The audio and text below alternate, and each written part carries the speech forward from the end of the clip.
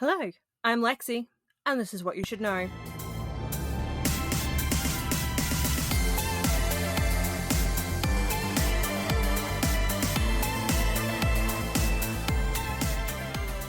A great pastime for teenagers in Australia is a chance to go out. In some cases, that is underage discos. In others, it's finding a way to sneak into a nightclub. I personally remember attending underage discos when I was a young teenager.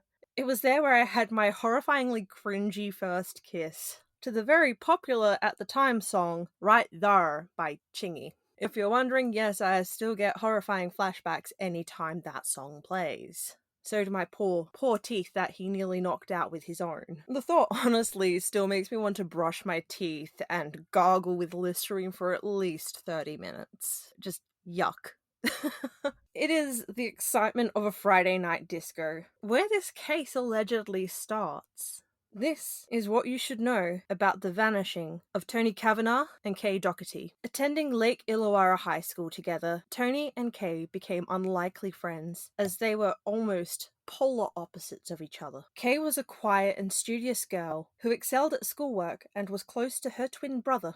Toni, however, was considered to be a wild child, with a vibrant and mischievous fun-loving nature, the kind of girl that makes for an amazing friend. It was Friday, the 27th of July, 1979, when Kay, who was 16, asked her mother if she could help Toni babysit. Her mother initially said no, as she really didn't want her out there alone at night. But her brother Kevin said that he could take her on his bike and pick her up at 9:30 to ensure she got home safe, as she was afraid of the dark. Reluctantly, her mother agreed, and Kevin took Kay to 15-year-old Toni's house. The two girls left the home with Toni telling her family that they were going to the movies with Kay's aunt and uncle. This turned out to be a lie, as it was later revealed by mutual friends that the girls intended to visit one of two discos, the under-18s disco at Wollongong's Pioneer Hall, or the licensed Hofra House in Crown Lane, and planned to catch the bus or hitchhike into town. Sadly, Toni and Kay were last seen alive at the bus stop outside of Warilla Grove Shopping Centre on Shell Harbour Road at about 7:30 p.m, but neither of them were dressed for a disco.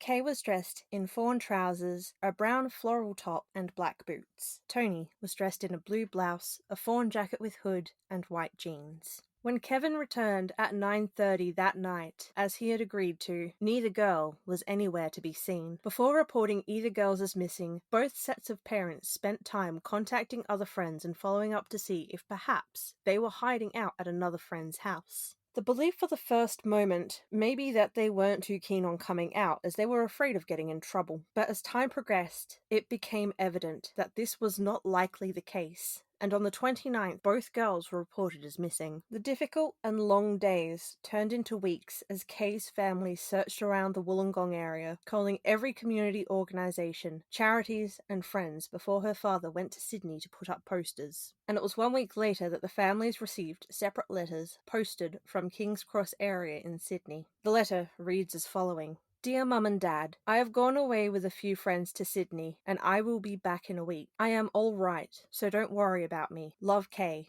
P.S. I love you both very much. Her family studied the letter and firmly believed it wasn't written by Kay, as the handwriting was different and there were spelling errors, or if it was under great duress. Remember, Kay was a shining A-grade student, and it doesn't make sense that the letter would be so poorly written by her if she was the one writing it in her own free time while in a good mood. The grammatical errors of missing commas and all right being spelt as ALLWRITE,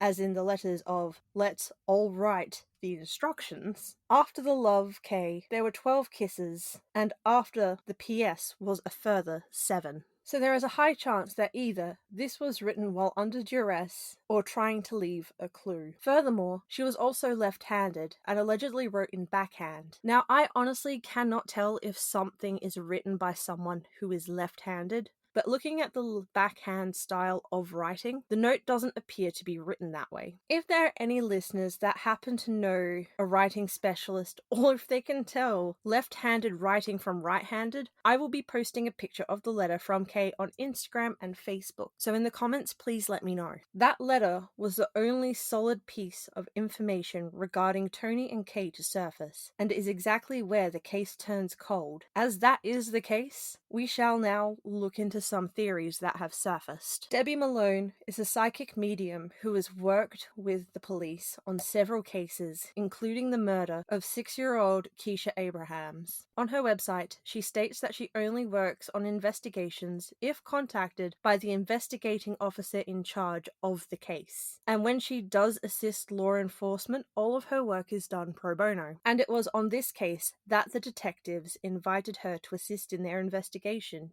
in 2009. During her visit to the police station, she handled items from Kay's jewelry box. Detectives that were present that day looked on as she took a delicate silver chain and other items in her hands and experienced a series of visions. Allowing herself time, Debbie was able to paint a picture of what she could allegedly sense. She claims she saw the girls and was able to communicate with them. It was in this communication she was able to provide descriptions of 2 men who were allegedly involved. The computer-generated pictures of the 2 men she identified as having abducted and murdered the girls will also be on my social media, so please keep an eye out. After all, you never know what you might know.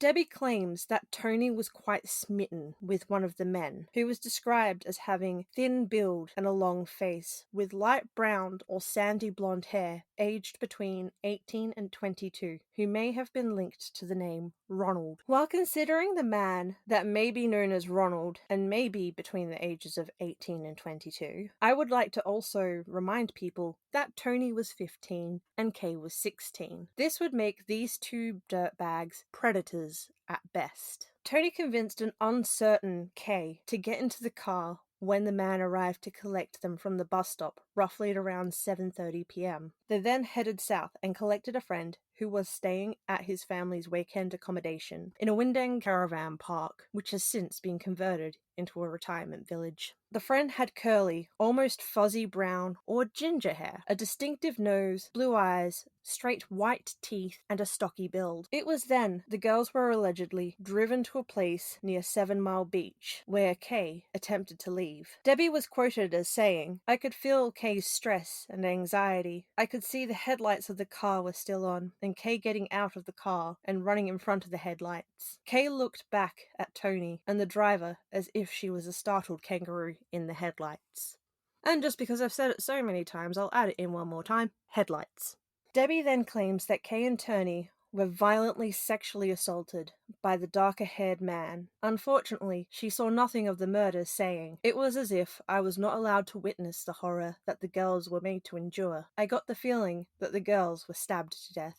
Debbie then attempted to lead detectives to the girls' graves on March the 25th, 2010. But, despite the involvement of cadaver dogs, the search was unsuccessful. Kevin, Kay's twin brother, had promised his mother, Jean, on her deathbed to never stop trying to find Kay. He had been contacted by a grand total of 4 psychics and was quoted as saying, "They all think they know what happened, but I never get my hopes up. I'm just trying to piece together everything they say and see if they've got anything in common." The real value of the picture remains to be seen, especially since this case remains unsolved. 17 years after the disappearance of Toni and Kay, a new theory came to light, as in 1996, police were investigating Ivan Milat, the backpacker murderer. Milat reportedly worked for a road gang in Kiama in late 1970s and was also known to travel along Shell Harbour Road, the same road the girls were waiting for their bus. Police admitted that they had not ruled out the possibility that the girls could have been victims of the Belangolo serial killer Ivan Milat or convicted Wollongong murderer Graham Potter, but advised that there was no solid evidence linking either man to the case. Unfortunately,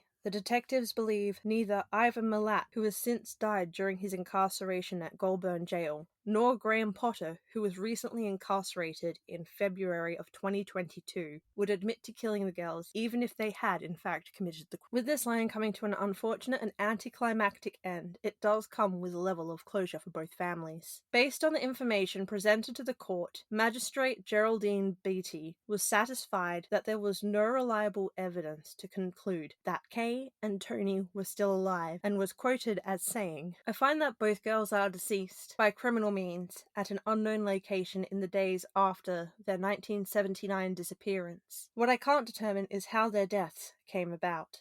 Members of both families have stated that the findings had brought them a sense of relief and closure. However, it could not ever dull the pain of losing a loved one. Kevin Docherty said he had felt for years that his sister was dead, saying, "I know if she was alive, she would have contacted us. It's not knowing that's the hardest part." Mabia Cavanagh said while it was hard to hear her stepdaughter was dead, the findings also gave her the chance to finally grieve, and was quoted as saying, "I never believed that they were just runaways. I always feared the worst." And with that, the case will now be transferred to the police department's Unsolved Homicide Squad. But that's not it. I have one more. This brings me to the third and final theory. And this one I found actually held quite a bit of weight for me. So I shall present it, and I would love your feedback. I found this one on a Facebook page called Mississippi Mysteries, run by the incredible Chris, who has dedicated himself in part to helping missing people by restoring names to the unidentified. He began that work in Mississippi by assessing some of the state's cold cases, starting around 2016 or 2017, and has spent literal hours looking into the deceased, the unidentified, and the missing. As he has been on the road a lot, he has become quite familiar with people and places of Mississippi. I reached out to him regarding the post he had made regarding the Olive Branch Jane Doe, where he had a picture that was taken post-mortem next to a picture of Kay Docherty. And let me tell you, the rabbit hole this opened up is a wild one. So please strap in and get ready for this. Starting from the 1960s, Australia managed to gain attention with the likes of Olivia Newton-John, Crocodile Dundee, and Men at Work. This gained popularity in America, putting Australia in the spotlight. Aussies were hot, and Australia was the place to be. Even today, I have known Americans who just love Australia and its people. Unfortunately, where there is enjoyment, there is a dark side that lurks. The idea of being offered a modelling career is something that some people really do dream of. However, in most instances, that offer isn't backed by a chance to grace the covers of a fashion magazine or stomp down a catwalk. In a lot of disappointing instances, if you are lucky, it is a chance at a career in pornography. And in a darker instance, it leads to the circumstances of prostitution or human trafficking. The lesser of the evils happens relatively often, and I was even approached when I was 18 to pose for People magazine, where the pay increased on how much more perverse the images were. As that is not my thing and it never has been, I politely declined. Unfortunately, the modelling scam, if you are unlucky, will lead to human trafficking. This is part of the theory for what happened to Toni and Kay. One belief in how they were trafficked is that Toni was likely approached and asked to bring a friend with her for an introductory shoot, and that appropriate outfits would be provided, hence why they weren't dressed up. The other theory links into what Debbie Malone stated, but that the older men were recruited to find victims to put into trafficking. This man would have targeted Toni, a beautiful young girl who had a rebellious streak going through puberty, making her an easy target. I say that not because she would have been classified as easy or accusing her of having a poor home life, but because she was going through puberty. The rush of hormones at 15 is genuinely one of the most terrifying natural experiences I've ever faced. So I can only imagine what it was like when education wasn't as thorough and it wasn't okay to talk about secret women's business. The attention of an attractive older guy would have been flattering, and if this man has done it more than once before, then he would already know what to say to make her swoon. He would have used the flattery trick by offering gifts and attention, sharing secrets, and other means to make them feel as though they have a caring relationship, while simultaneously training them to keep the relationship a secret. So Toni may have never come out to friends or family about this until the night her and Kay vanished. Other tactics he may have used often fall under the party lifestyle model, inviting her to parties in their local area and plying them with drugs or alcohol. And not wanting to seem lame, she would have taken it and been grateful. Regardless of how they were lured into trafficking, the result is tragically the same. Upon arrival, they were then forced to write a letter home, stating they would be home within a week and not to worry. My belief for this is, as it would have been a group of people in control of this letter would have been left in New South Wales for the postage, as they were then shipped to Darwin, where they could then be sent to America. Discussing this topic with our friend Chris, he wrote to me, "I do believe the letter is legit and was written by Kay. However, I also believe that the letter was designed to bide some time for the traffickers to get out of the country. Kay may have written it, but she did not mail it. The person who did mail the letter would probably not be sending it out of Darwin, as it would give away where it was mailed from. But I believe that Kay did leave us more information than her kidnappers realized in the letter. As I understand, Kay was a smart kid, and I think she put a hidden message in it.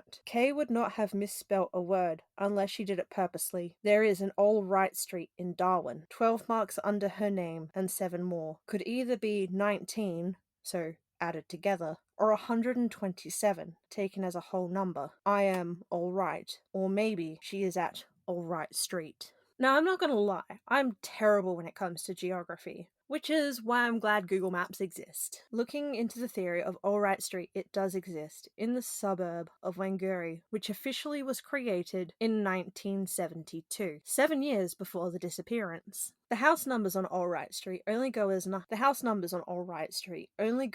high as 100, meaning logically it could have been at 19. 19 All Right Street was built in 75, so it did exist at the time of the disappearance. It is a 2-story, 4-bedroom, 2-bathroom house on a 971 square meter block that even as recently as 2016 was still stuck deeply in the 70s with wooden wall paneling and embossed lino. So for argument's sake, we say that Toni and Kay were kept there before being sent to America. It would have been a big enough block and a big enough house that no one would have heard them or seen them. The huge bonus is that this is a leisurely 12-minute drive to the Darwin Royal Australian Air Force Base, which opened in 1940. But the logistics of being able to use the military base for any form of trafficking would have been way too hard, so I think it would go to the 22-minute drive to the docks, where they would have then been sent in a shipping container. That being said, I leave this part mostly ambiguous because I have absolutely no idea on how the logistics of human trafficking works and who would have been working to make money on this. If the girls were trafficked by boat, it would have taken a few weeks, meaning they would have made it to America by the end of August 1979. What happened after they arrived isn't completely clear, but what we do know is 2 Jane Does were found in Mississippi that matched the description of Toni Cavanagh and Kay Docherty. The first body was found on the 10th of November 1980 in Harrison County. On that day, hunters stumbled across her remains on a logging road off of White Plains Road in Biloxi. An anthropologist later determined that she was a white female, estimate between 19 and 25 and about 5'2", and had been in the woods approximately 3 to 18 months prior to discovery. The cause and manner of her death are unknown, but homicide is strongly suspected. Her physicality was described as having medium-length, light brown hair. She was likely pigeon-chested or humpbacked. However, this may not have been outwardly apparent during her life. She had an extra-large flange for the external pterygoid muscle, which could have been caused from playing a wind instrument. Upon their investigation, they found that she had no term or near-term children at the time of death, so the theory for Toni is that she likely only lived long enough to make it to America. But not one to be intimidated or to stay quiet, she would have likely caused a scene and attracted attention. If this was a trafficking situation, they likely would have found it easier to permanently silence her, leaving her where they hoped no one would find her. That being said, it would not have been a huge deal for them if her body had been found. no one in America would be able to identify her. They managed to create a reconstruction of her beautiful face, and looking at it next to a picture of Toni, it is easy to draw the parallels. I will be including not only a picture of Toni and a picture of the recreation of the Jane Doe's face, but a picture where it's a side by side, and I'll be doing the same for Kay, because the parallels, my guys, like, it's hauntingly similar. While they state the Harrison County Jane Doe has an ancestry of Greek, Armenian, Tuscan, and Northern Italian, sadly, I cannot find any ancestry genealogy for Toni. In this situation, Kay would have lived to about 1985, but only lived in the sense that her heart was beating and she was drawing breath.